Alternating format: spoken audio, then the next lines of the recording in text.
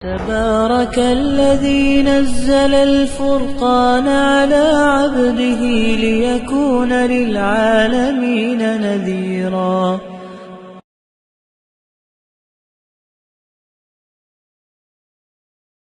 حضرت عبداللہ بن حذیفہ سہمی رضی اللہ تعالی عنہ وہ صحابی ہیں کہ جنہیں حضور علیہ الصلوۃ والسلام نے کسریٰ کے دربار میں اپنا نامہ مبارک لے کر روانہ فرمایا تھا. بہت حسین و جمیل، نہایت ہی خوبصورت. جب اپنے گھر سے باہر نکلتے تو لوگ اپنے گھروں کی کھڑکیاں اور دروازے کھول کر ان کی زیارت کیا کرتے تھے. جب آپ کو ایک جہاد کے موقع پر رومیوں کے بادشاہ نے زندہ گرفتار کیا تو آپ بادشاہ کے سامنے کھڑے تھے.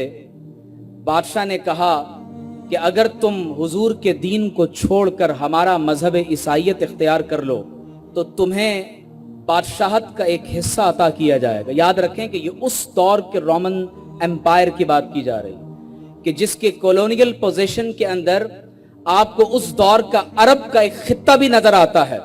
اس زمانے کی حکومت کا ایک حصہ آفر کیا گیا اور کہا گیا کہ اس زمانے کی حسین و جمیل عورت سے تمہاری شادی کر دی جائے گی.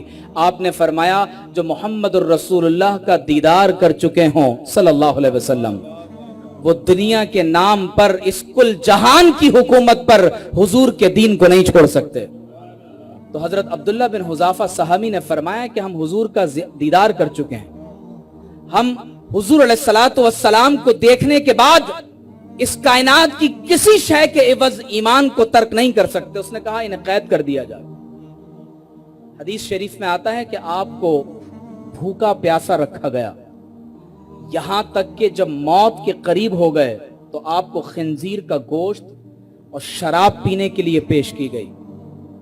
آپ نے اس کیفیت میں بھی نہ سور کا گوشت کھایا نہ شراب نوش کی. تو بادشاہ نے پھر جیل سے نکالا. کہا تمہارے نبی کے دین میں تو یہ کھانا اس وقت حلال ہو گیا. فرمایا کہ اس کی رخصت ہے. میں تمہیں عزیمت پر عمل کر کے یہ بتانا چاہتا ہوں کہ حضور علیہ السلام کے غلام تمہارے سامنے سر تسلیم خم کبھی نہیں کریں گے. کہا اسے ایک کمرے میں بند کر دیا جائے. حلال کھانا دیا گیا. پوری رات ایک رقص کرنے والی عورت آپ کے کمرے میں رقص کرتی رہی. آپ پوری رات مصلی پر قیام اور سجود میں حاضر رہے. جب صبح ہوئی تو اس عورت نے بادشاہ سے کہا کہ تم نے مجھے کسی بشر کے پاس بھیجا تھا یا کسی حجر کے پاس بھیجا تھا؟ کہ پتھر ہے یا انسان ہے؟ پوری رات ایک نگاہ اٹھا کر بھی میری طرف نہیں دیکھا. بادشاہ نے کہا کہ انہیں صلیب پر مصلوب کیا جائے اور تیر اندازوں سے کہا کہ ان کے جسم پر تیر نہ لگے، تیر صرف اطراف سے گزرنے چاہیے. آپ ذرا اندازہ کیجئے کہ آپ کسی بیٹل فیلڈ میں ہوں، آپ کے اطراف سے گولیاں گزر رہی ہوں، توپ کی گھرج ہو تو آپ کیا کریں گے؟ انسان موت کو جب اس قدر قریب سے دیکھتا ہے تو یقینی طور پر انسان کے لیے اپنے ان آخری لمحات کو زیادہ سے زیادہ طویل کر دینا یہ اس کی سب سے بڑی تمنا ہوتی ہے. لیکن حضور علیہ السلام کے صحابی نے اس مصلوب ہونے کی کیفیت میں بھی کہا اشہد ان لا الہ الا اللہ و اشہد ان محمد الرسول اللہ صلی اللہ علیہ وسلم. بادشاہ نے کہا ان کو نیچے اتارو. ایک بہت بڑا تیل کی کڑاہی گرم کی گئی.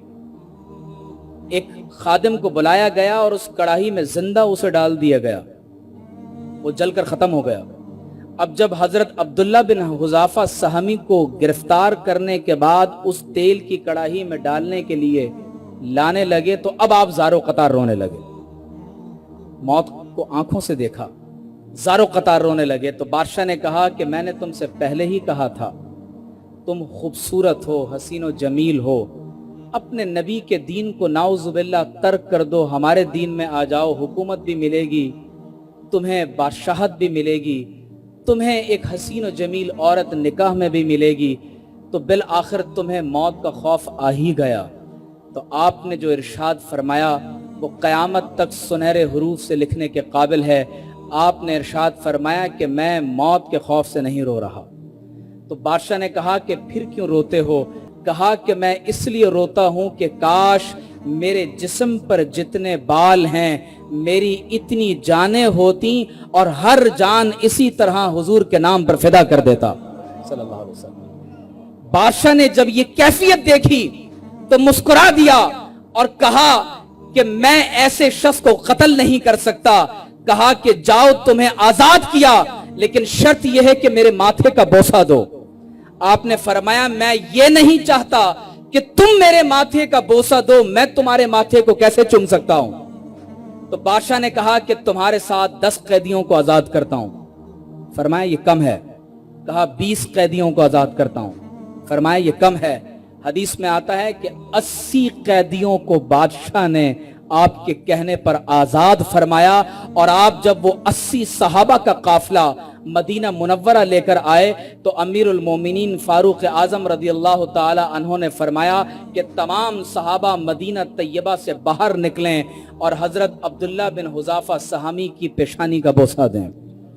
इसी बात को इकबाल ने कहा था, हो ना ये फूल तो बुलबुल का तरन्नुम भी ना हो, चमने दहर में कलियों का तबस्सुम भी ना हो, ये ना साकी हो तो फिर मैं भी ना हो, खुम भी ना हो, बज़्म तौहीद भी दुनिया में ना हो, तुम भी ना हो। खैमाए अफलाक का इस्तादा इसी नाम से है, नब्ज़ हस्ती तपिश आमादा इसी नाम से है। और इकबाल ने सहाबा की हयात को इस शेर में बंद कर दिया कि की मोहम्मद से वफा तूने तो हम तेरे हैं सल्लल्लाहु अलैहि वसल्लम। आप इज्जत और हुर्मत को तलाश करते हैं मगरिब के कदमों में जाकर, वर्ल्ड बैंक और IMF के सामने कशकोल लेकर बैठते हैं। इकबाल ये बताते हैं कि जब तकदीर लिखने का रब ने इरादा किया तो पहले लौह और कलम को पैदा किया। और इकबाल कहते हैं कि की मोहम्मद से वफा तूने तो हम तेरे हैं। ये जहां चीज है क्या लौहो कलम तेरे हैं, अल्लाह लौहो कलम तुम्हें दे देगा, तुम्हारी हर तदबीर को तकदीर बना दिया जाएगा।